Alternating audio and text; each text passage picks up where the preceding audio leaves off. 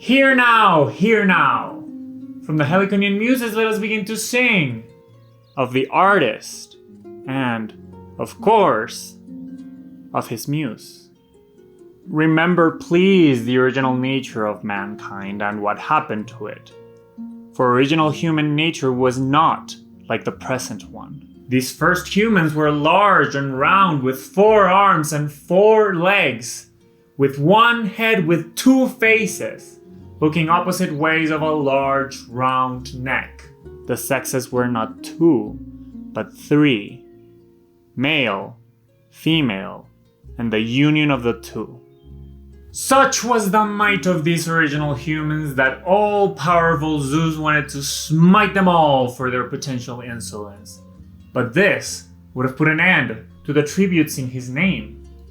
Instead, with a strike of his lightning bolt, he cut the original humans in half, creating us, lonely, 2-legged creatures, forever doomed to desperately search the world for our other half, in hopes of putting ourselves back together again. Of being whole. Such is, Aristophanes tells us, the origin of love. So come thou, let us tell of the 2 lovers split apart by fate.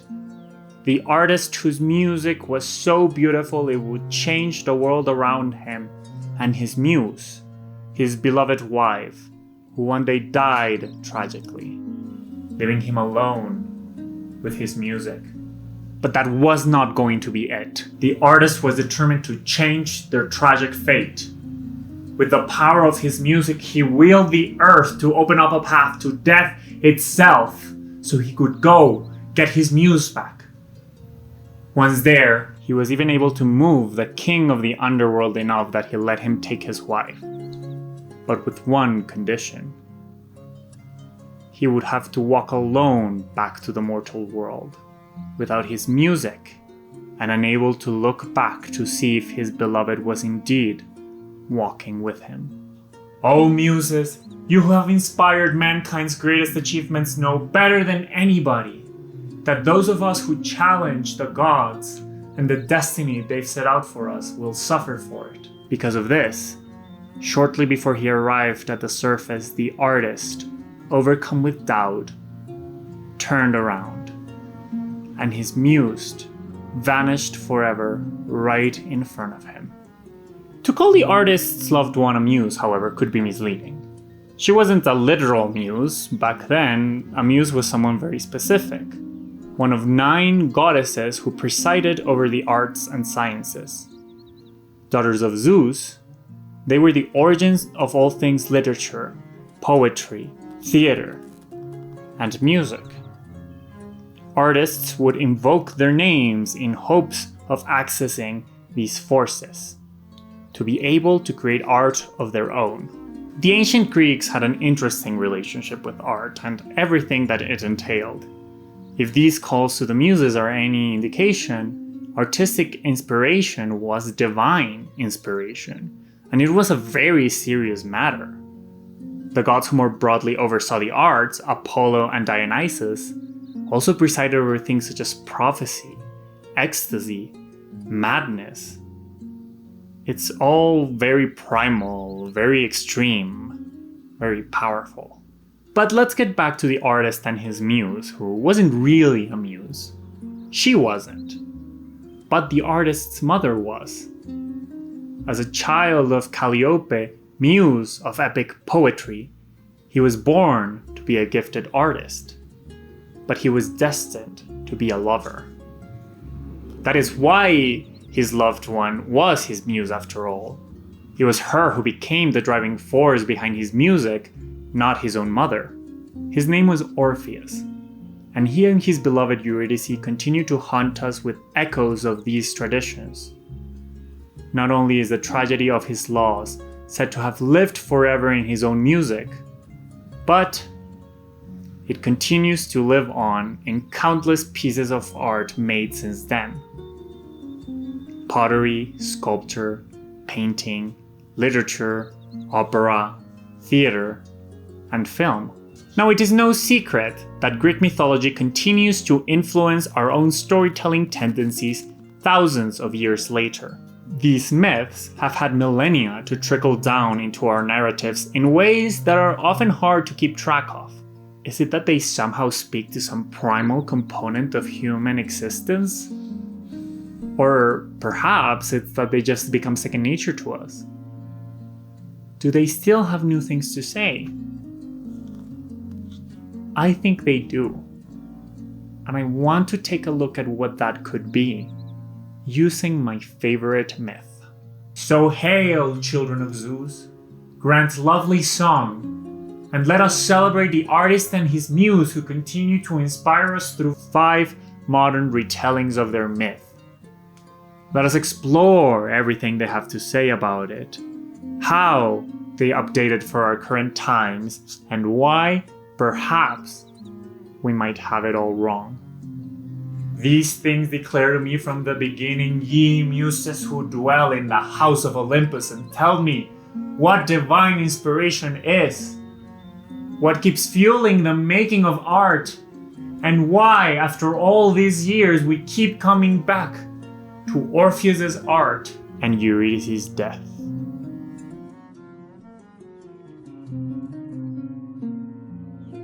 But before we do that, I want to make sure the muses guide us properly through this endeavor. Because if we're going to be looking at different adaptations of a 3,000-year-old story, well, we better narrow in on what we're looking for, or else things are gonna get messy. Listen, I can talk a lot about Greek mythology. That whole Prometheus bit in the last video was just the beginning. I finally, after all these years, found a way to monetize my childhood obsession, and I will. I'll have you know, I made this outfit entirely with things I already had in my home. I only had to get the wood to make my little lyre. First, we need to make it clear that we are dealing not with a novel or a short story or something definite, but with a myth, which means that it originated in oral tradition thousands of years ago and eventually trickled down to writing, only some of which we still have access to this day. Several big Greek writers wrote about Orpheus, a lot of them addressing him as if he had been a real person. We're talking about Ovid and Euripides and Plato. So a lot of versions exist of this story. They're not all going to be the same. However, the bare bones of the story tend to be fairly uniform in most retellings, as well as the modern conception of the myth. Orpheus is a musician who falls in love with Eurydice. When she dies shortly after their wedding, he decides to go down to the underworld to get her back. He manages to bargain for her with Hades, who agrees to let her go with him under the condition that he can't look back to make sure she's with him on his way back to the surface. In the very last moment, he fails, and Eurydice stays behind dead. What I want to narrow in on are 5 components I feel are key to the story, 5 concepts that speak to the distinctive nature of the myth and, to me, make it appealing to revisit time and time again. 1. Beauty, art. Orpheus must be some kind of artist, or else he just isn't Orpheus. 2. Pain, suffering, an unfair one too. Eurydice is unjustly ripped apart from Orpheus, and this has to hurt. 3. Descent, the underworld, either literal or figurative. Orpheus must set off to save Eurydice from the underworld. 4. Choice, a decision. Ma'am? Celine is in the house tonight.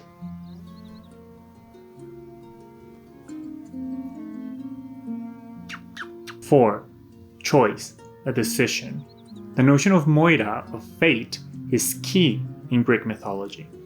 Everything is already written, yet heroes will always try their hardest to change and escape their fate. That's hubris. the delusion that they can somehow outsmart the gods or the destiny that they've laid out for them. 5. Death. Tragedy. The story is inevitably one of loss for both parties. It's a sad tale. It's a tragedy.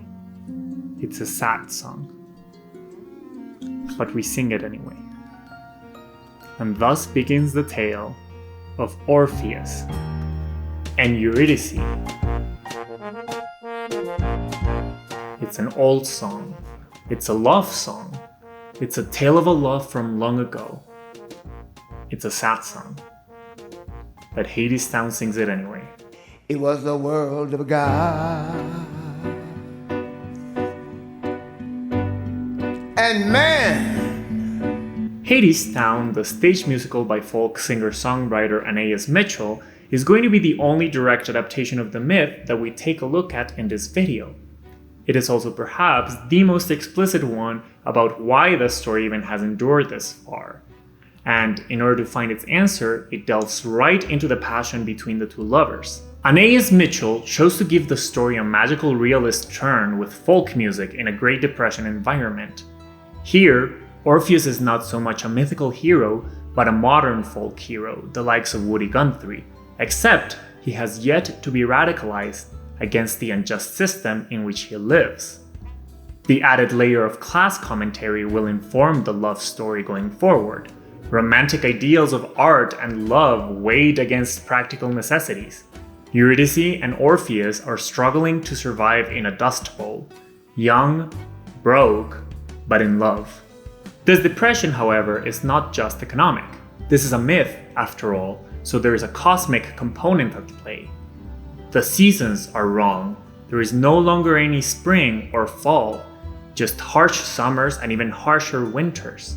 The world is out of tune, and that's what Orpheus hopes to fix with his song. Now, this sort of struggle can easily sound romantic, and in fact, on the next verse, it will. But that romance can get old quickly, and Eurydice will soon find that out the hard way.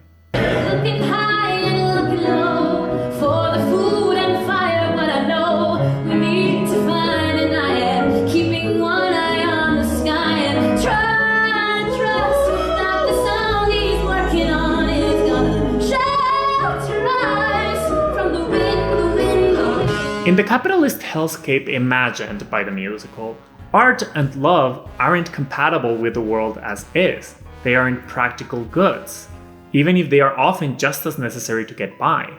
A deleted verse from the show puts it best. Eurydice knew how to survive. Orpheus knew how to live. A balance between these values is what our young lovers will strive for. Orpheus was a poor boy. He could make you see how the world could be, in spite of the way that it is. And Eurydice was a young girl, but she'd seen how the world was. At first, Eurydice is reluctant to return Orpheus's advances because she doesn't see how his naive idealism stands in this desolate landscape. But she still falls in love with him, in spite of herself, when he appeals to romantic ideals of living from the land, of taking life as it goes, of a kinder world where we look out for one another. Spring will come again, he promises. He makes her see what the world could be. To the world we dream about. And the one we live in now. But the world is cruel to these ideas of passion, and beauty can only bloom for so long. So, when confronted with hunger and cold, Eurydice makes the choice to die by giving in to the underworld, to Hades, in order to survive. She sells her soul to him in exchange of food and shelter. The underworld, the hell in Hadestown, is basically a company town to which you are lured with the promise of being free to really live, but instead, you become a nameless being working every second to make your overlord richer. It's a factory, it's a mine, it's any industrial job taking advantage of poor workers in the midst of a depression. It's capitalism, not quite death of body, but of spirit. The emptiness posed by Hadestown is the opposite of beauty and passion. It's devoid of life, which is why Orpheus has to descend to the underworld to rescue Eurydice from this fate, naively hoping he can give her the world they dreamed of together. It's a story of the perseverance of art, love, romance, and beauty in the face of capital. But it's the naivete fueling Orpheus' song that reconnects Hades and Persephone with their love for one another. Orpheus negotiates for Eurydice's life by convincing Hades that love is worth a second chance, a first chance even. He, once again, gets a cynic to see beauty where they saw none. This interpretation of Orpheus doesn't come from nowhere, and it's actually why the myth even had an impact early on. And I mean back in the ancient world. Orpheus was unique among other Greek heroes in that his story led to a spiritual school, the Orphic Mysteries. Mysteries in religious belief refer to specific events within a given faith that can't really be rationally explained. In Catholicism, for example, you have the Marian mysteries of the Rosary. The Immaculate Conception can't really be explained, and yet it is a core tenet of Catholic belief. Their unexplainable nature is not supposed to be questioned, but celebrated and exalted upon. The term comes from its prior ancient Greek use to describe cults or schools that privately engaged with spiritual matters of this sort. The mysteries or mysteria were traditions that gave access to the secrets of their faith solely to the initiated. It's as if the Pope knew about the inner workings of the Immaculate Conception, but he chose to only tell priests about it. Churchgoers would be aware of the mystical occurrence, but only the clergymen would know the truth behind it. I am so sorry about all the Catholicism that you're gonna get in this video. You can't take the kid out of Catholic school, but you can't take the trauma out of the kid. However, these mysteries were not churches as much as they were schools of thought.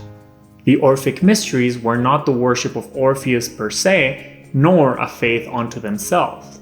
Instead, they were the study and subsequent worship of Orpheus's own theogony, meaning his own view of the gods and their world, not separate from common Greek religion, but parallel to it.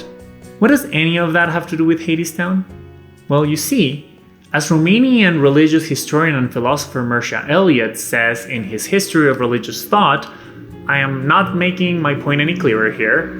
At the time, the religious minds of the age asked, what is the relation of each individual man to the divine, to which we feel we are akin, and how can we best realize the potential unity which underlies the two? How did the Orphics attempt to answer this question? Well, they saw the origin of humanity in the murder of the infant Dionysus, god of wine and ecstasy, at the hands of the Titans. Upon seeing that Titans were dismembering and eating his son, Zeus struck them down with lightning and burned them. From the resulting ashes, the first humans were born. According to this myth, says Mircea Eliade, man shared both in the titanic nature and in divinity, since the ashes of the Titans also contained the body of the infant Dionysus. However, by purifications and initiation rites and by leading the Orphic life, one was able to eliminate the titanic element and so become a Bacchus. In other words, one separated out and assumed a divine Dionysiac condition. Jesus, this video is all over the place. Now hear me out, because this is actually going to be very important in order to understand Orphic divine aspirations. A common form of worship of Dionysus in ancient Greece, practiced by several mysteries, were the orgia. These were uninhibited, even violent dances meant to evoke Dionysus being torn apart by the Titans. Masked dancers would drink wine, sacrifice animals, and eat their raw flesh in an effort to repress consciousness and reach Dionysian ecstasy. And yes, the term orgia is where the word orgy comes from, so now you know what those guys on Grindr are up to. Eliade goes on to say that this ecstasy in these ceremonies was already a union between the divine and the human, albeit a more temporary one, like when you're at the club and they play Troye Sivan just as you get the first whiff of pop. What the Orphics did was take this concept of the inherent divinity of the human soul granted by Dionysus, while rejecting and replacing the chaotic orgia with a more mindful catharsis, a purification technique taught by Apollo, god of the sun and prophecy. Eliade asks, is it possible that the Greek spirit thereby attempted to express its hope of finding, by the expedient of this coexistence of Apollo and Dionysus, a solution to the religious crisis brought on by the ruin of the Homeric religious values, with Homeric values referring to the more traditional understanding of ancient Greek religion? Eliade goes on to say that the Orphic anthropogony, somber and tragic as it seems to be, paradoxically contains an element of hope that is absent from the Homeric conception. For, despite his titanic origin, man shares, through the mode of being that is his, in divinity. He is even able to free himself from the demonic element manifest in all profane existence. Orpheus's promise in Hades Town, that of showing what the world could be, reflects the ancient beliefs of Orphism. Humans have both the titanic and the godly in them, the material and the divine. By initiating oneself in the mysteries, one could access the divine rather than being stuck in the mortal, a promise of relief after death. But once again, this kind of promise of beauty through art is not practical, and it rarely has been. Nowadays, you can't always quit your job on a whim to follow an artistic impulse, just like I'm sure normal people in ancient Greece were too busy making olive oil and running away from Zeus in order to give in to either Dionysian ecstasy or Apollonian refinement whenever they felt like it. So, in Hades Town, the doubt that makes Orpheus turn was the one planted throughout his life. The accusations of uselessness and incompetence of his craft and worldview. He can no longer imagine a world where love finds a way, and that doubt is exactly why it doesn't. But in this story, despite his loss, Orpheus still changed the world. He planted the seed of something better. By moving Hades, he managed to make spring come again. The love story is, in fact, a tragedy, but something good still made its way to us from seeing Orpheus and Eurydice almost make it, a hint of what the world could be. And that's the comfort we, the audience, should find in the tragedy we were warned about from the beginning. It's a tragedy, a timeless one, with an ending that was set in stone a long time ago. And yet we tell the story, again and again and again, each time hoping that maybe this is the one that turns out okay. Anais Mitchell calls it joyful defiance. Hope is ideally what we're left with. But while that might have been the case for those following in on the ancient Orphic mysteries, or those seeing Hades Town on Broadway like I did, it's never been the case for Orpheus himself. According to the myth, he lived in unbearable pain for the rest of his life.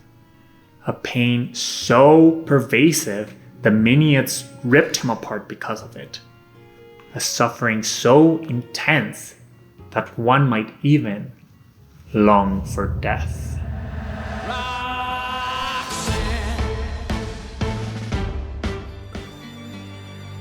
His eyes upon your face, his hand upon your hand, his lips caress your skin.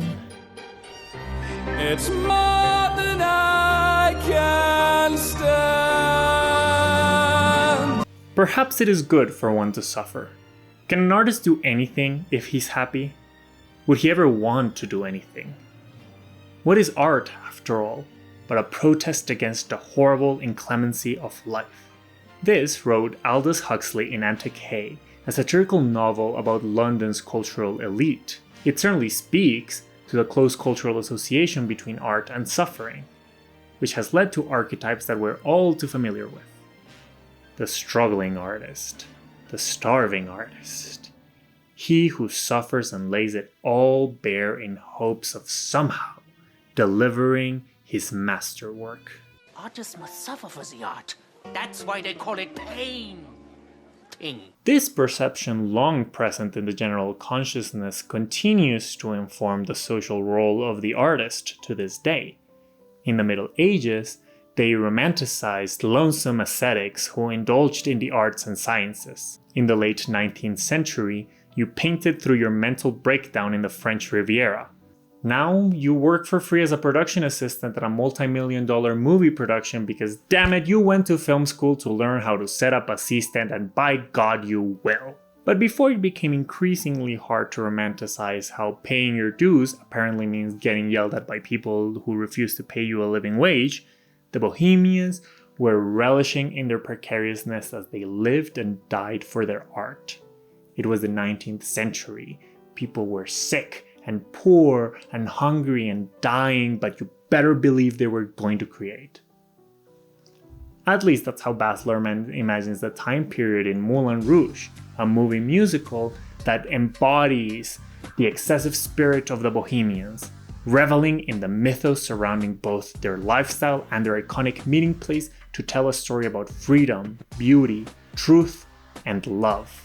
Back then, the Moulin Rouge was an extravagant and risque performance venue that employed courtesans skilled in the arts of dance and seduction.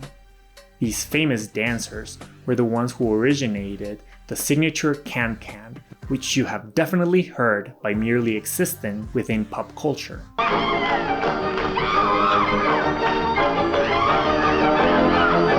Now, while the dance did originate at the Moulin Rouge, the music didn't. It came from an 1858 comic opera called Orpheus in the Underworld. And so, in order to tell a story about the Bohemians and the Moulin Rouge, Baz Luhrmann took the can-can all the way to its roots and transposed the story of Orpheus onto the iconic Paris cabaret.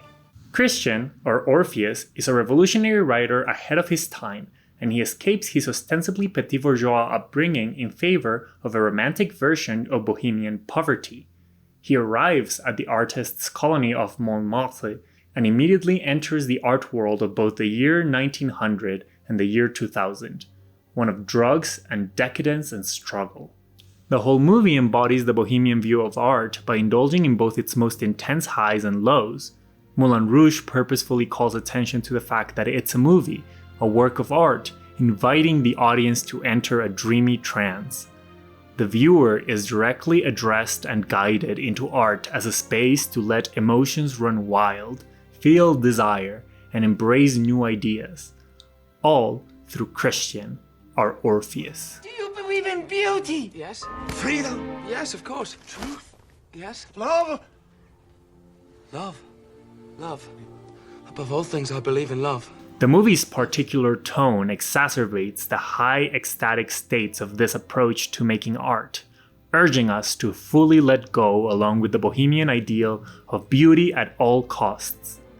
But not without reminding us this beauty can only come to be when in this art-centric trance, and this life comes at quite a large cost. Enter the lower extreme, suffering. The underworld in this Orphic retelling is the Moulin Rouge itself, packed to the brim with indulgent sinners who might appear to be enjoying the bacchanalia, but most of whom still exist within the class underworld underneath the thriving elite of Belle Epoque Paris. The Moulin Rouge. A nightclub. A dance hall and a bordello, where the rich and powerful came to play with the young and beautiful creatures of the underworld. It's in the middle of this stark contrast between excess and precariousness that Christian meets his Eurydice. Satine, a courtesan, she sold her love to men. They called her the sparkling diamond. Indeed, Satine is queen of the Moulin Rouge, driving men both rich and poor crazy with her beauty. But she longs to be a real actress. She is suffering in this figurative class underworld, not only because she has to sell herself in order to live, but because she's not taken seriously. She has no dignity. When will I begin to live again? But unbeknownst to everyone, including herself, she is also dying of consumption. Not only is she trapped in this figurative underworld, she is also on the brink of actual death. So, when our Orpheus and Eurydice fall in love, it's not in the idyllic springtime. They're both already in the underworld. Their respective suffering is already in full swing, and they're each the only refuge the other one has. Hi, Editing Jose here. I just felt like I left out something very important. Have two co-stars ever looked this hot on screen together? Have two co-stars ever had this much they fucked behind the scenes energy in a movie? I don't think so. And then we'd have great parties. Yeah. Remember those Friday nights or Saturday nights? Not all of them. No. Don't remember all of them. They fuck. However, their pain also challenges the other. Christian's painful desire to create beauty inspires Satine to imagine what her world could be. He seduces her with the possibility of love, directly opposed to the realities of her job. Because her job as a courtesan is not only the source of her pain but also her disease. Her work is killing her. The romance that Christian and his fellow bohemians find in poverty is not the reality for those burdened by it. We're creatures of the underworld. We can't afford to love. Christian tries to rescue Satine through his art from this underworld that is consuming her, but it's not enough. Nothing is. Despite what we'd like to believe, all this suffering for their art does not save them. It can't. Tell a story, Christian. There is a reading of the movie, particularly if one caves into the romance of the tortured artist, in which suffering is what Christian needed all along to elevate his art. He hadn't felt love, and now he has. So he is now able to actually write about it. All the suffering has been, in that sense, worth it. He now gets a story out of it. Days turned into weeks, weeks turned into months, and then, one not so very special day, I went to my typewriter and I wrote our story. But has it been worth it? Is Christian really better off now that he's written his story, or is he actually arriving at the opposite realization? That suffering, real suffering, not its romanticized counterpart, is just that, suffering. It doesn't actually make any sense, nor does it carry any meaning. There is no cosmic equation in which artist plus suffering equals art. Content warning, discussions of suicide. I really like the way Sarah Ernst Green tackled the matter on her videos for the art assignment. In The Myth of the Tortured Artist, he uses Redfield's Jamieson's article Manic Depressive Illness and Creativity as a base to tackle whether or not mental illness actually contributes to creativity. And the truth of the matter is that it doesn't, probably. If anything, it can hinder it. As Jamieson said, no one is creative when severely depressed, psychotic, or dead. If we look at examples of artists who actually lived through the Bohemian Revolution, we see that suffering truly took its toll in a lot of them, often inhibiting the creation of art rather than fueling it. One famous example is Vincent van Gogh, who struggled with severe and untreated mental illness through most of his adult life. Despite his extensive output, he died by suicide at a relatively young age. I am sitting at his bedside, and he is dying. The only words he says, maybe it is better for everyone. He could have created so much more if only he'd had the tools to better deal with this suffering. Personally, I like to believe that art doesn't exist because of suffering, but rather in spite of it. In The Truth of the Tortured Artist, Ernst Green looks at cases such as Van Gogh's, in which mentally ill artists used their art as a coping mechanism in the middle of their struggle. My favorite example she uses is sculptor and painter Louise Bourgeois, who used her work to explore her own trauma and anxieties. Her assistant put it this way: "She's not sitting down to make art. She's trying to get through the day, and the art is the byproduct." So what does Orpheus tell us about suffering?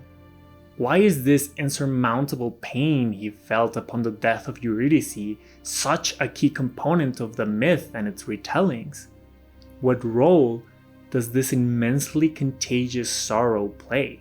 Again, on the vein of the tortured artist, one could say that it's this pain that pushes Orpheus down into the underworld, that it's this suffering that's driving him forward. But is pain really what's pushing Christian deeper into Satine's underworld? Is he truly reveling in being a tortured artist? Or is he learning the consequences of love in an uncaring world? Isn't that what's pushing him down? Love? If anything, focusing on his own pain takes him in the wrong directions throughout. But I know about art and love only because I long for it with every fiber of my being. She loves you. I know it. I know she loves you. Christian's love for Satine keeps him going in the face of this pain, particularly since he's also looking to save her from her own. Because we cannot forget about Eurydice's pain. How is Satine suffering through this underworld? What is the cost of knowing your time here is accounted for and you won't get to enjoy the beauty you were promised? Is it really worth it if you end up together? Is love enough? No wonder Satine would rather give in, accept her lot in life, instead of entertaining notions of change. No wonder Hadestown's Eurydice opts for death in the face of hardship. Pain like this is unbearable to unimaginable degrees. But at least we can rest assured that if Eurydice jumps, Orpheus jumps too. Right?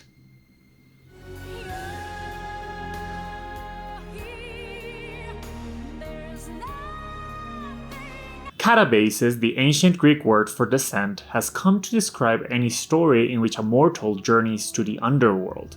Not death, but a challenge to its natural order. It's far from limited to the Greeks though, since this kind of story is present all over the world, speaking to the innate human desire to simultaneously find out what happens after death and to somehow defy it. One of the basic building blocks of Christian faith as stated by the Apostolic Creed is Jesus' descent ad inferos, his descent to hell.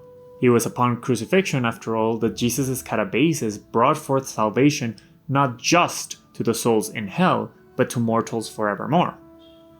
Well, actually that kind of depends, but we're not gonna get ecumenical in a discussion about Moulin Rouge. As part of their parallel lens of Greek myth, the Orphics venerated Dionysus and Persephone, two gods who also made it down to the underworld and back. This was a core Orphic concept after all, that of facing and challenging death, of life after death even. Eliade even suggests the possibility that Orphism might have pioneered this. Otto Kern even goes as far to say that Orphism was the first creator of hell.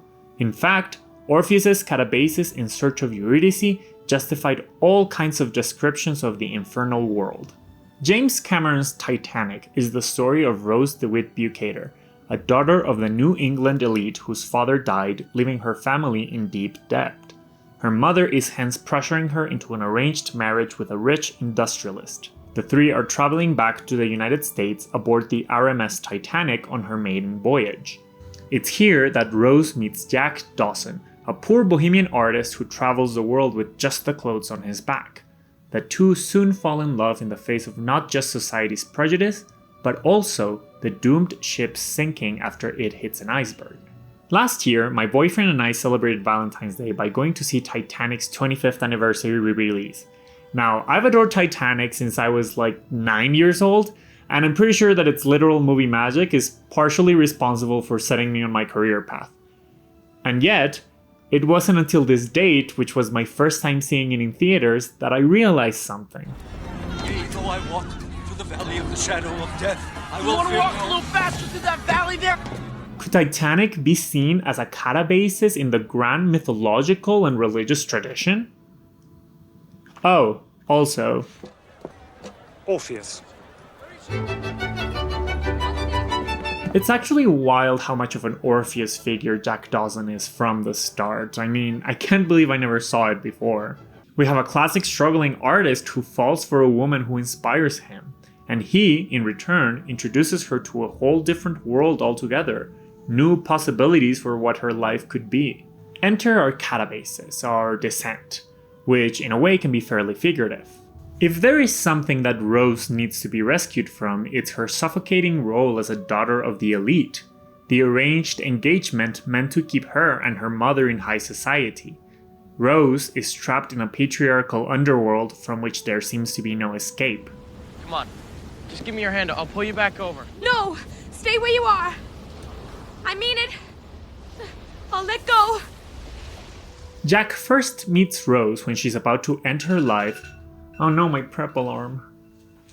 Get tested, guys. Jack first meets Rose when she's about to end her life by jumping off the ship, the only way in which she feels she can escape her fate.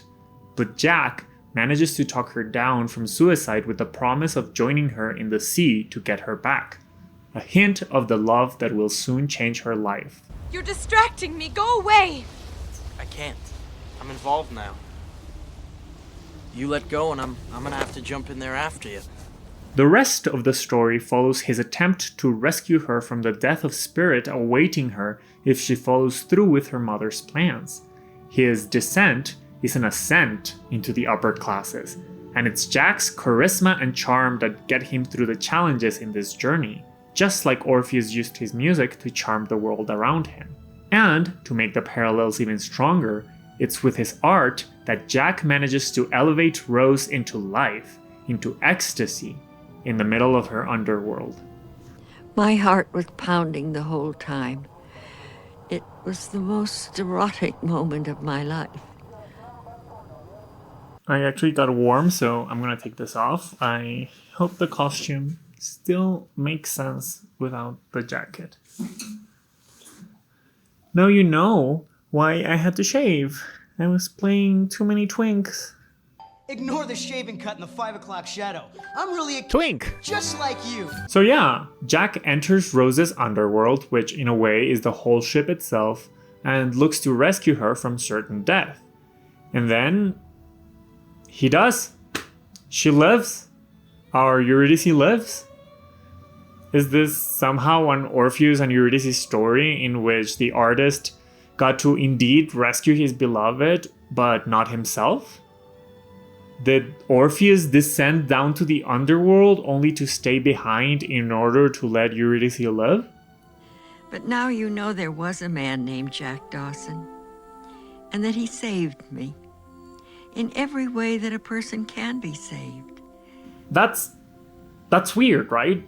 I mean, that's the whole point of the story, that Orpheus lives. That's the tragedy, that he broke his promise not to look back. He went through all that trouble to save Eurydice only to lose her again. But Jack didn't lose Rose. Rose lost Jack.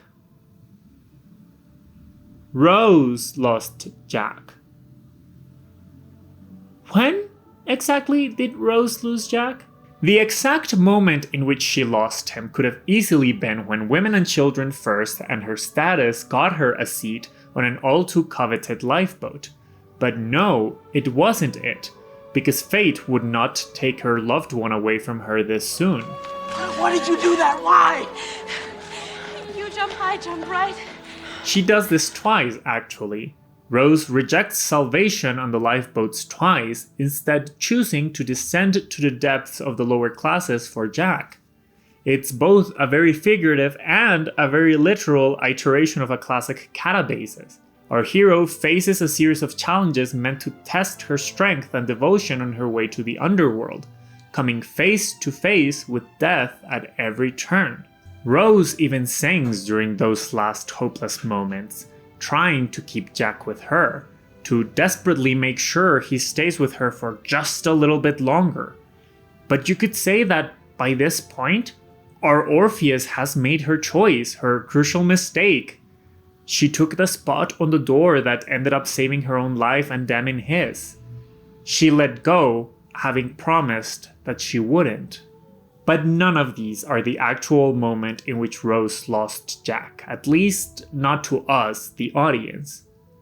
It was here, all the way back in the prologue, when with one tiny gesture, old Rose lets us know that Jack didn't make it. We are watching a tragedy. They were cosmically predisposed to lose each other. Rose is a female Orpheus.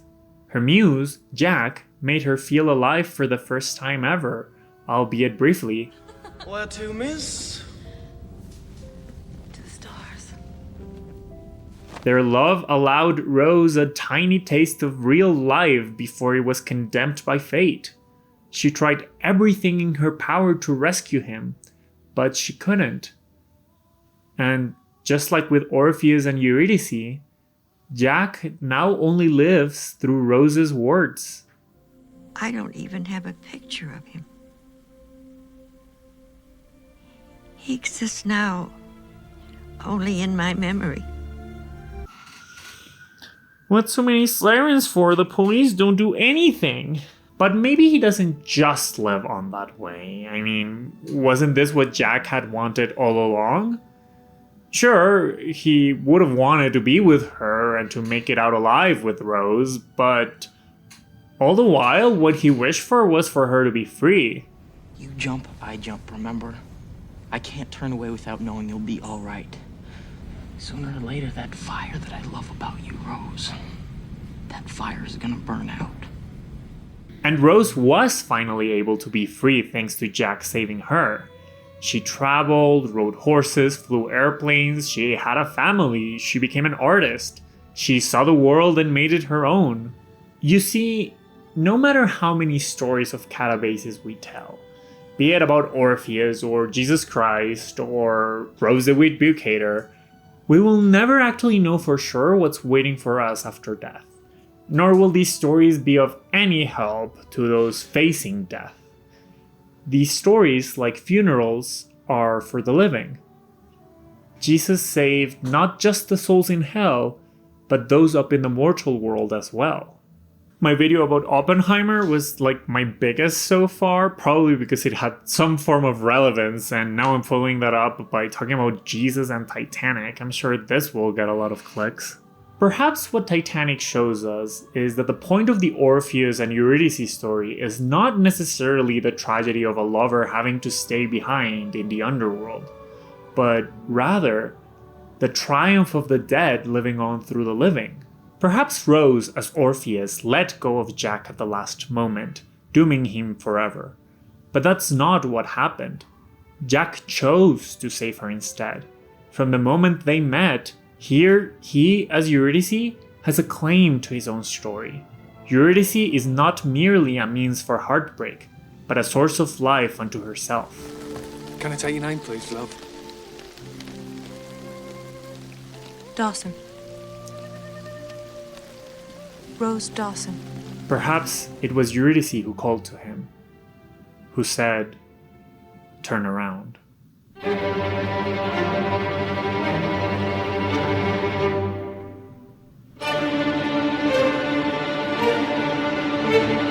As much as the myth of Orpheus and Eurydice has always been, first and foremost, a love story, you can't deny that it's tainted by the characteristic misogyny of ancient Greece.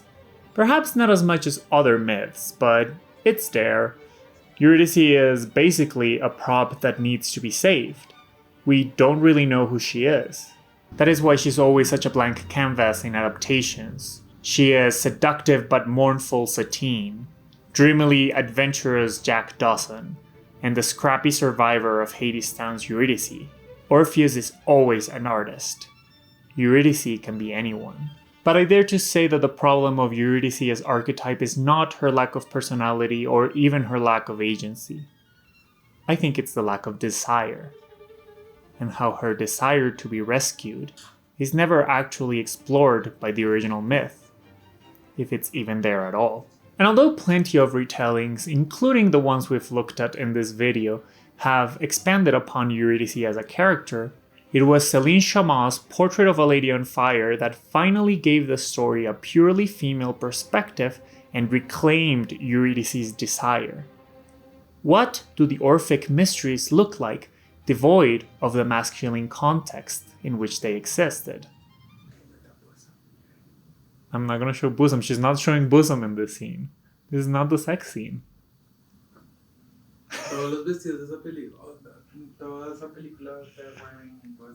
The female gaze. Yeah, they're all a bunch of gays.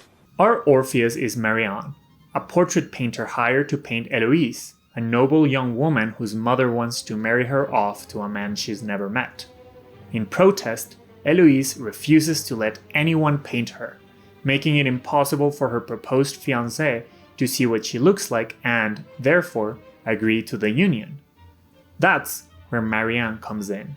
She has to pretend to be a mere companion to Héloïse so she can observe her up close and paint her without her knowledge. In order to reassure Héloïse, the two are left alone at a house on a remote island with no one but the female housekeeper for company. This inadvertently creates a paradoxical sanctuary for Marianne and Héloïse, at once isolated from men, but existing solely within their context. The underworld is hence abstract but all-encompassing. It's patriarchy, it's men. Following her older sister's suicide, Héloïse is now stuck in her societal role as the eldest daughter, unable to live as herself. She's desperately trying to avoid death of spirit at the hands of forced marriage. Within these safe walls, the two women grow so close, Héloïse inadvertently becomes Marianne's muse, igniting an inner desire that fuels her artistic process. Once the truth of Marianne's job comes to light, the two find love and inspiration in one another.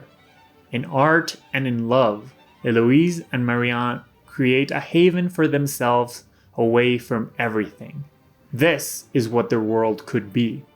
This little pocket of life, amidst an otherwise desolate social landscape.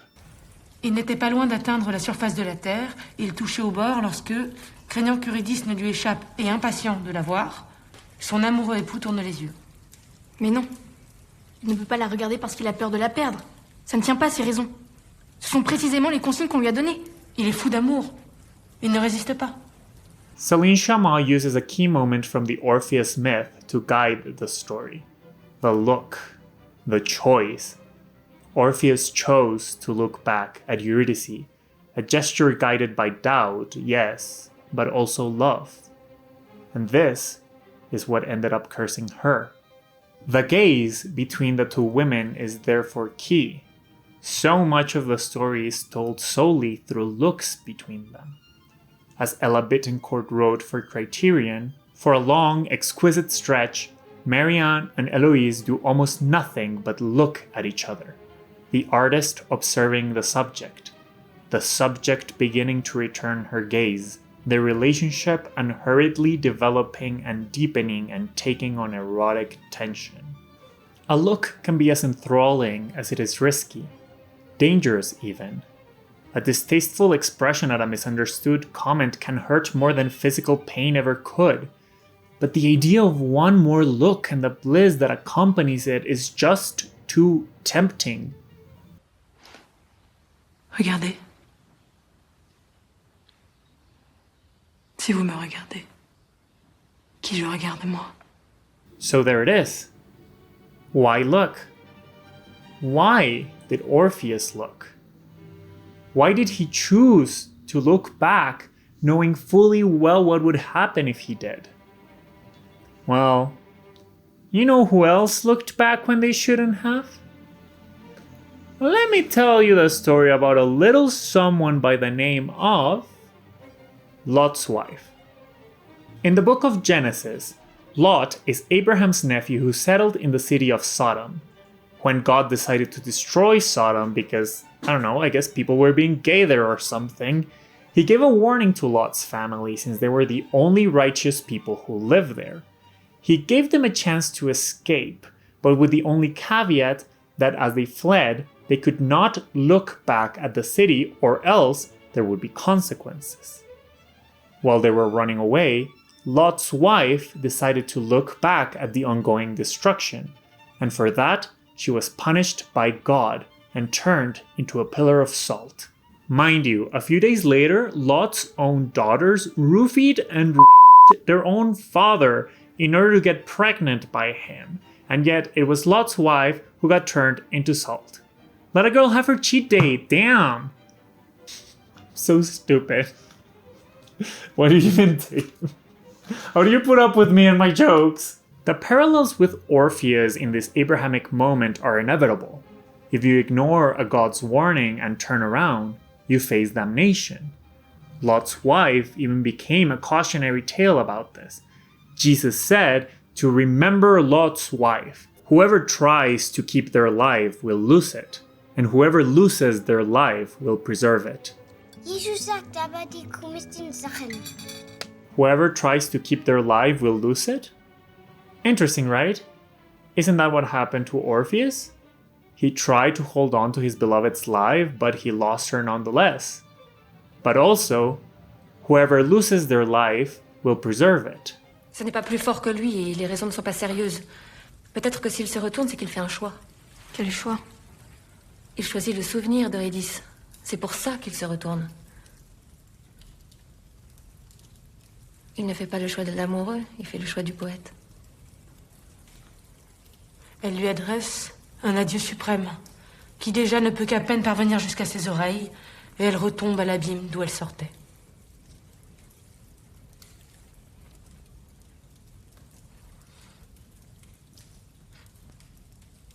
Peut-être que c'est elle qui lui a dit « Retourne-toi ». Portrait of a Lady on Fire poses that perhaps it was Eurydice's choice to call out for Orpheus to turn around, to forever immortalize her in that mythical moment. As Bittencourt writes, it is the muse speaking up that sets off the transformation of the relationship between her and the artist into a true meeting of the minds, which can then bloom into passion. The muse is no longer an object to be gazed at. She is a person with a vision of her own. There is a different reading of what happened to Lot's wife that goes beyond a mere reminder to always listen to God. It has also been seen as a deterrent for secretly desiring sin. Because what was Lot's wife looking back for, huh? Did she miss all the sodomy? Could it be a warning against female agency in general? Because how dare a woman disobey father? Eurydice calling for Orpheus to look back could be her for the first time in the story taking the reins of the relationship. Initiative as affirmation of self. The artist gazes upon his muse, but the muse gazes back. Did Eurydice hope to die or to be free forever? Ça fait des années que je rêve de faire ça. Mourir? Courir. It's obvious from the very start that neither art nor love will save Marianne or Héloïse. Both of these things exist, after all, within the grander context of an inescapable patriarchal hell. But what they both manage to do is find solace in the fact that their love was too intense for the mortal world, in that they are sealing their immortal fate, even if it means living through each other's suffering for the rest of their lives on Earth. J'ai senti dans la solitude la liberté dont vous parliez. Mais j'ai aussi senti que vous me manquiez. Why doesn't any retelling end well for our two lovers? Why are we forever shackled to that tragic ending? Well, would there even be a story if it weren't for that tragic ending? We kind of already know the answer to that. Dionysus too descended into the underworld to rescue someone he loved, his mother Semele. And, well, he succeeded. He's built different. Did you know that? Do you hear this story referenced as often as Orpheus? Well, it was equally important back in antiquity to the Orphic and the Dionysian mysteries, but it clearly didn't transcend to the same capacity, because the appeal of the story is that fateful moment in which the choice is made. It's the choice that has fascinated people for centuries. It's why the direct parallel is drawn right as Marianne parts ways with Eloise. It's why the endings of retellings such as this one hit so hard. At the end, years after their affair, Marianne spots Eloise across the audience during a performance of Vivaldi's Four Seasons, which Marianne had previously introduced her to. The music allows Eloise to inhabit that passion and pain that years ago made her feel alive, however briefly. She lets herself be consumed by the tragedy of it all. In a clever reversal of the key moment of the myth, we find ourselves wanting, almost begging, for Eloise to look at Marianne, and at us along with her. I, for one, needed it, desperately, and I could feel my heart breaking upon realizing she wouldn't. She wouldn't look at either one of us. We don't even get one last look from her. I've rarely felt more devastated. But this is where Eloise seals her own immortality. She unconsciously refuses to turn around to face Marianne again, because she knows, this Eurydice knows, that she is forever doomed to the underworld, that there is no saving their love story. She knows that this too will pass, but that their paintings of her will live on forever. One must imagine Eurydice happy, even amidst the pain, even in death.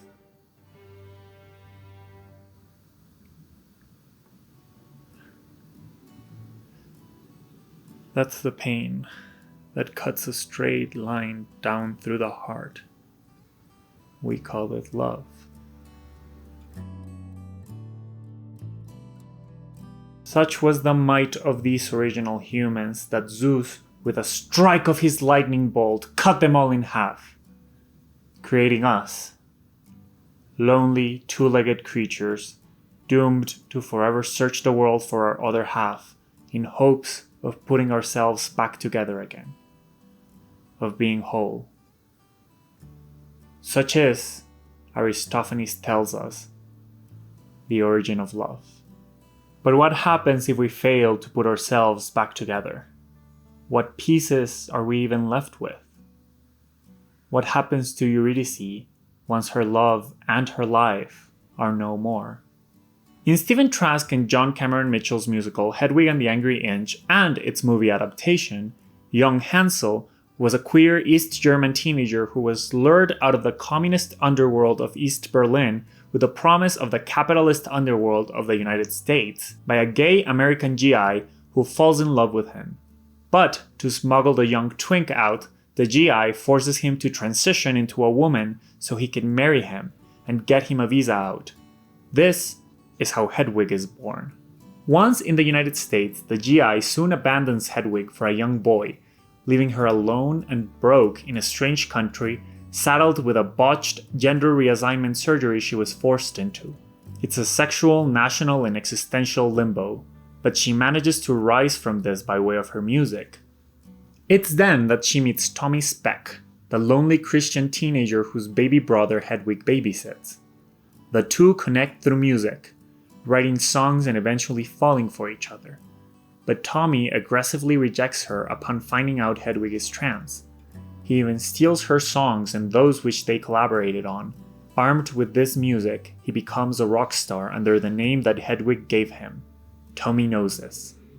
Now, I feel like a bit of a crazy conspiracist right now, because although Hedwig and the Angry Inch does evoke a lot of mythological imagery throughout, you wouldn't exactly call it an Orpheus narrative outright now, would you?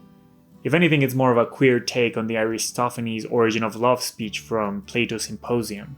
Two faces peering out of one giant head, and they never knew nothing of love. But wait, what's this near the end of that same song? The last time I saw you, we just split in two. You was looking at me, I was looking at you. Hedwig and the Angry Inch is the story of two lovers split apart after one of them, Tommy, turns away from the other, Hedwig. A fellow musician, Tommy is not only inspired by her, but also steals her songs and finds fame with them. Meanwhile, Hedwig is left in a hellish cycle of poverty, trying to overcome the role of muse she's been assigned and to reaffirm herself as the artist and person she really is. She is Eurydice, left behind by her lover in a poor, uncaring underworld. Hedwig and the Angry Inch is the story of Eurydice after Orpheus, of Eurydice in death. And now you're probably thinking, Jose, that sounds like any story about a bad breakup. To which I say, does it? Why does Hedwig keep coming back to the Aristophanes origin of love speech? Why ascribe this cosmic mythical significance to the love between the two? Why evoke this much mythological imagery? The fates are vicious and they're cruel. And hell, not just mythological. Remember Mrs. Lopton when she turned around. And there it is. One more cosmic reminder that we are all subjects to the gods, to our destinies. Agency can be a very dangerous thing. Lot's wife dared to turn around and she got turned into salt.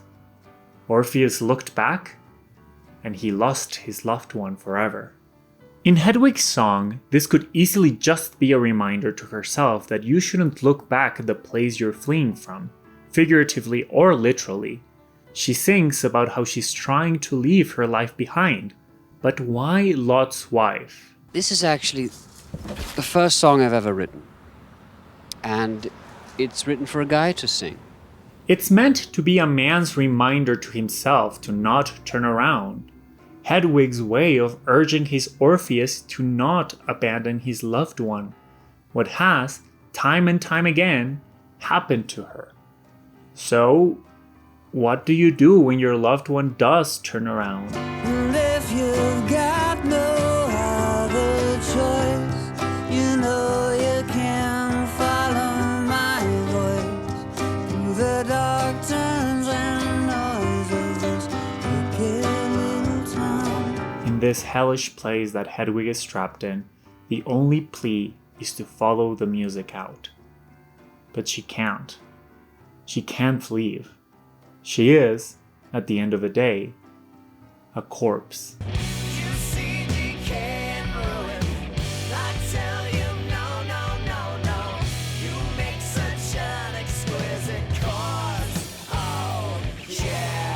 Now I feel that in order to really get to the heart of what the story of Orpheus tells us about death, we need to take a brief look at what the ancient Greek perspective on death even was. So let's say that I myself am approaching this from a Catholic point of view, which, you know, I am. This is a big part of the context in which I exist. You think you just fell out of a coconut tree? You exist in the context. The Apostolic Creed conveniently outlines some of the core beliefs of the Church. Remissionem peccatorum, carnis resurrectionem, vitam aeternam. The forgiveness of sins, the resurrection of the body, and life everlasting. I nearly failed philosophy class and passed religion with flying colors. This is what we're working with. These three things make up a consequential sequence of events. If our sins are forgiven, then we can be resurrected in heaven and find a blessed afterlife forever. As the Catechism of the Catholic Church says, I don't own this, I found it at my grandma's place. We firmly believe, and hence we hope, that just as Christ is truly risen from the dead and lives forever, so after death, the righteous will live forever with the risen Christ, and he will raise them up on the last day. If the spirit of him who raised Jesus from the dead dwells in you, he who raised Christ Jesus from the dead will give life to your mortal bodies. I'm sorry for all the Catholicism in a video that's supposed to be about Greek mythology and musicals, but those things are already gay. Somebody has to clear up Catholicism. Saint Sebastian isn't going to do it by himself. I thought you were bi and you were going bi and trying guys. No, that was a phase. I'm Catholic now.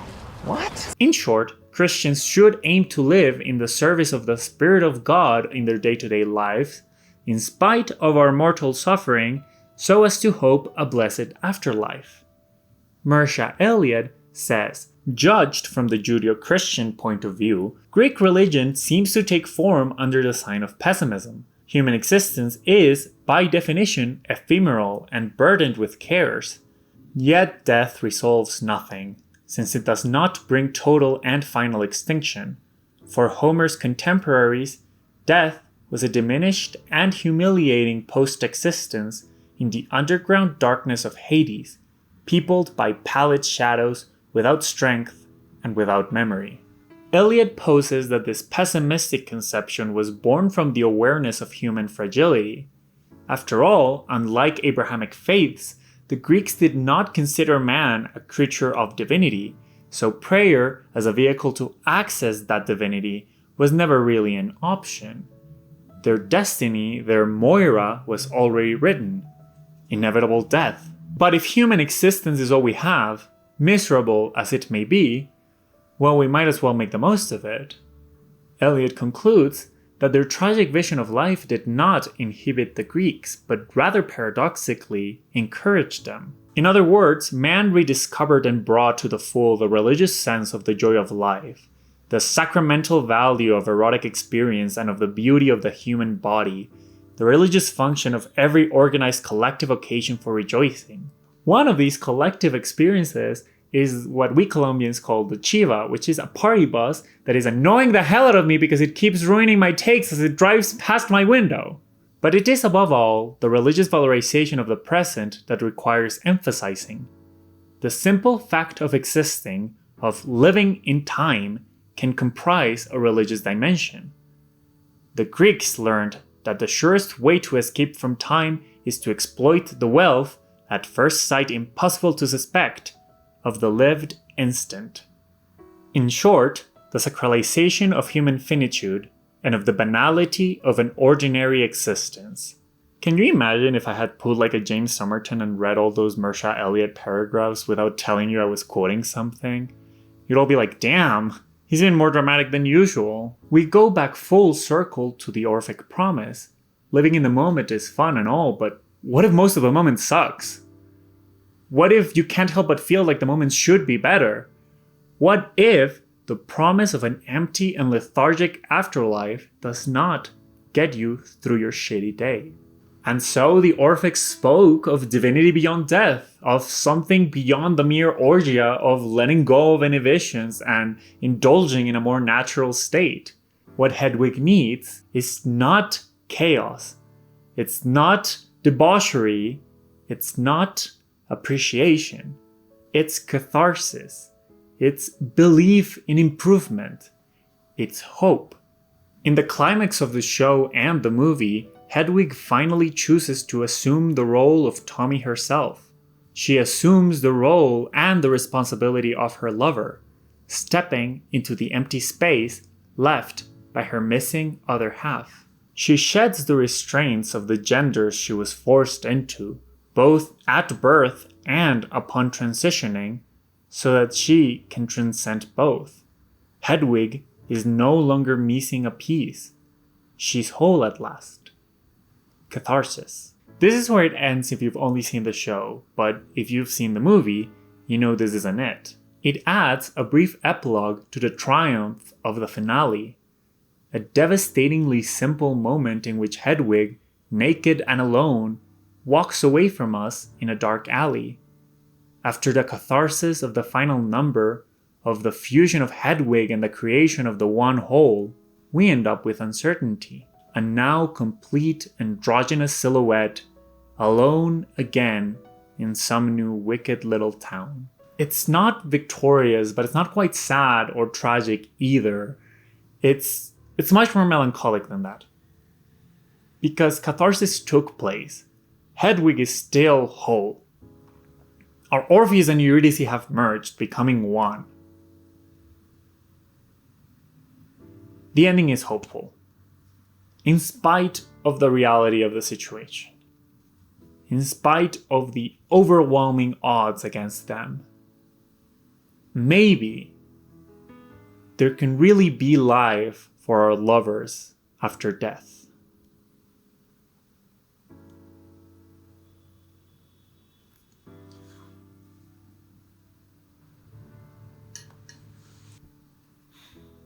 Maybe.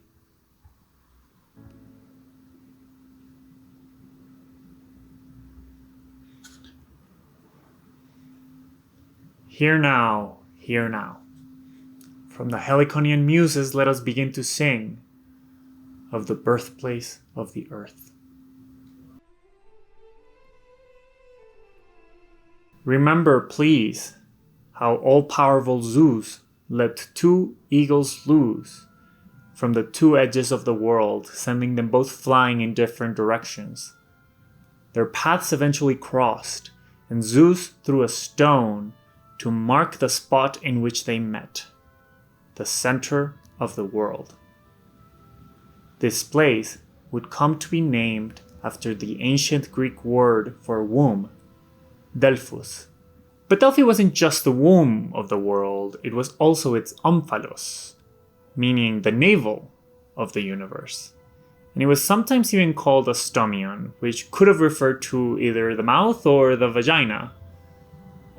Delphi was just a lot of different body parts, I guess. Fitting, though, since this particular spot in the mighty Parnassus mountain range near Athens was quite versatile spiritually. The sacred site had long been associated with primordial deities since at least the Neolithic period.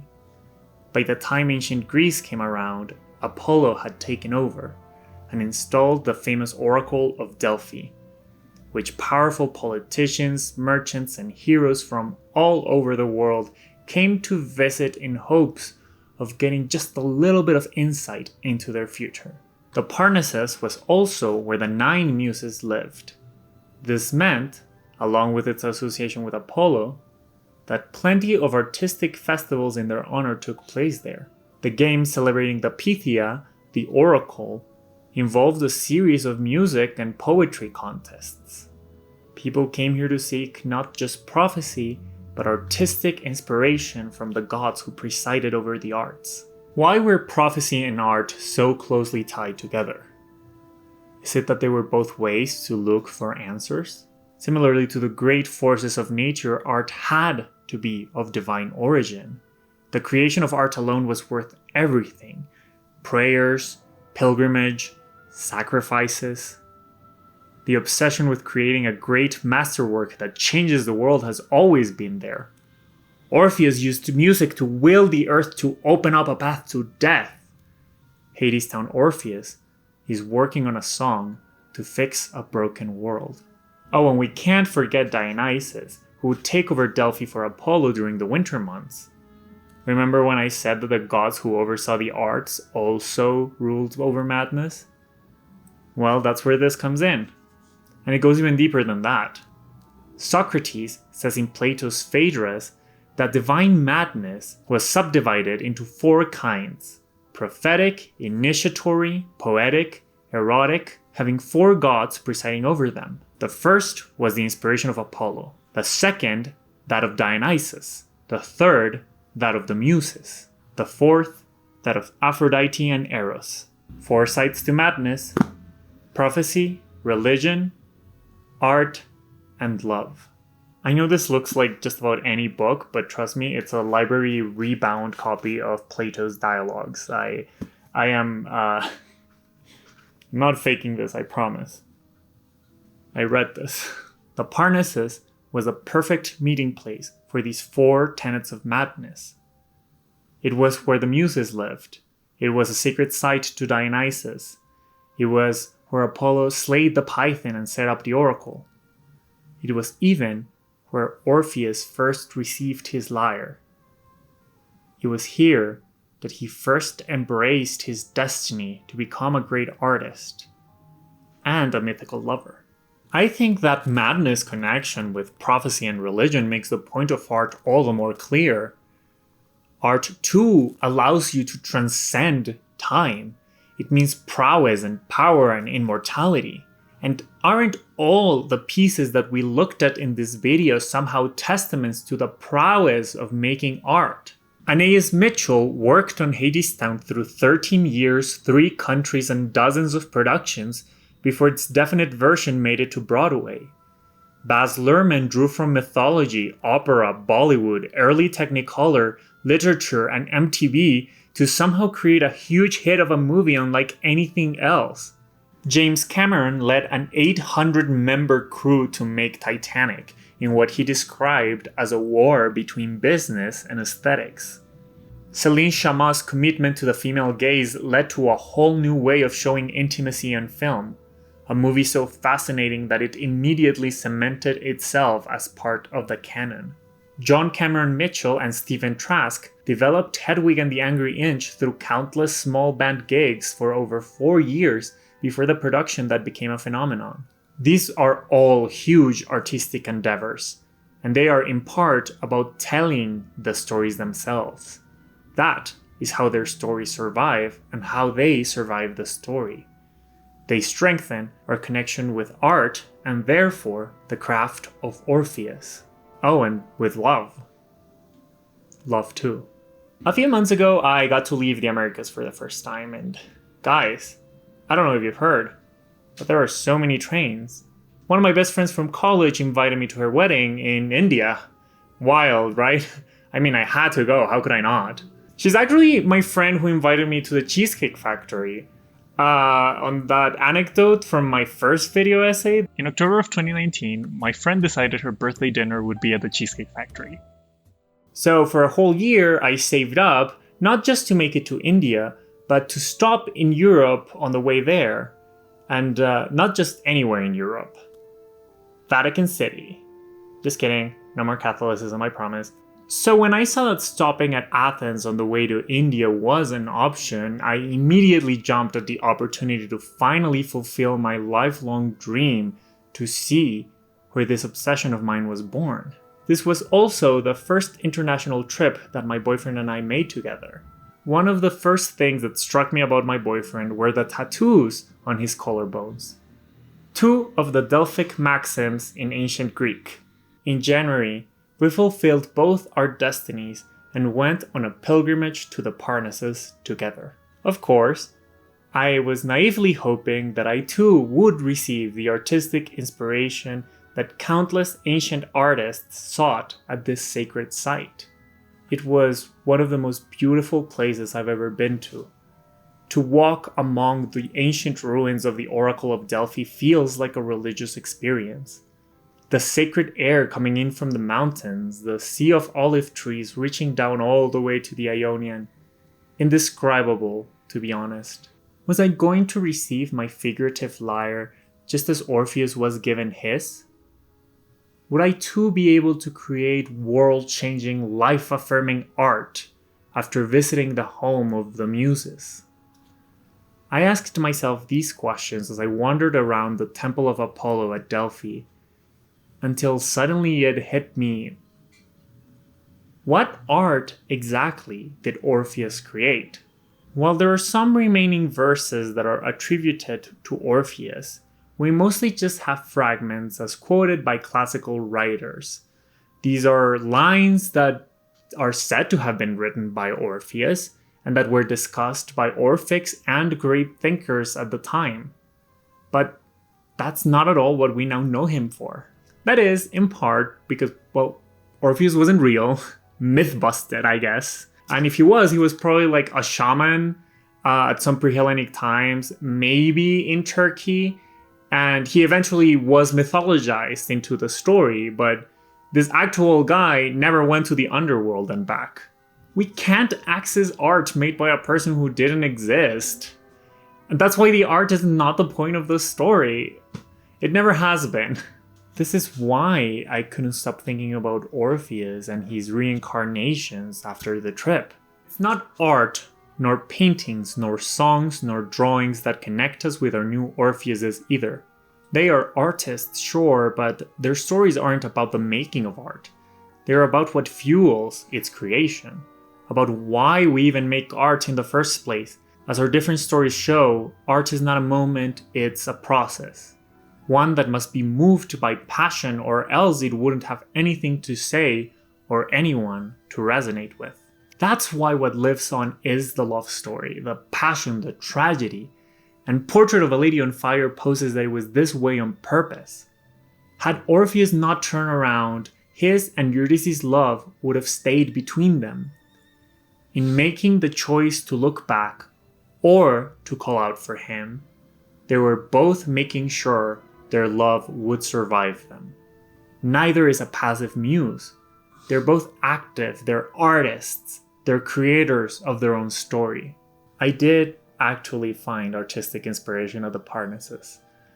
I mean, I made this video, and it would have been hard not to find it in such a divine sight. But the divine connection that I felt wasn't really with the gods, but with someone a lot more real than that. Someone who is my muse, but not one to stare at in search of inspiration. One who challenges me and moves me to improve by mere virtue of being who he is. Someone who fuels my art by participating in it. And I had always been so afraid of finding this kind of connection with someone because, at least from the outside, it always looks so fragile. Why put so much of yourself on the line for someone who could leave at any moment? Someone who could promise you forever without any way of guaranteeing it? Terrifying stuff, to be honest. So here's the thing. To know how this all ends, to know that life always results in death, and that tragedy is inevitable, and still choose to give it your everything, as if it might turn out this time. I learned that from stories such as these. Isn't that how we all live our lives? Isn't the futility of existence something that we all face on a daily basis as we race towards certain death? Maybe we revisit the Orphic myth to celebrate the miracle of love in unkind worlds, to allow ourselves to be moved by others, to find beauty where the world sees none. Tragedy and death as inescapable certainties, repeatedly explored through retellings of a story thousands of years old, all stemming from a philosophy centered on self-improvement. What a beautiful admission that we have an unrelenting instinct to hope. Even if it feels a little crazy to do so, even if the odds are all stacked up against us. We hope. We try. Show the way so we can see. Show the way the world can be. If you can do it, so can she. If she can do it, so can we. Anais Mitchell said that if Hadestown has a moral, then it's you have to try. You have to have hope. Not because success is a given, it's not. Orpheus fails. We heroicize Orpheus not because he succeeds, but because he tries. And that endeavor alone is worthwhile. How to live and not merely survive is to believe things could change. Orpheus could make you see what the world could be, in spite of the way that it is. Just like love. I find it comforting to know that love this devastating and enchanting has been around for millennia. And that despite the tragedy, I too get to take part in it as I hold my boyfriend's hand across one of the world's oldest sacred sites. Because yes, Orpheus and Eurydice are forever destined to always lose each other. But that means they are forever destined to fall in love in the first place. And that is why we sing their song again.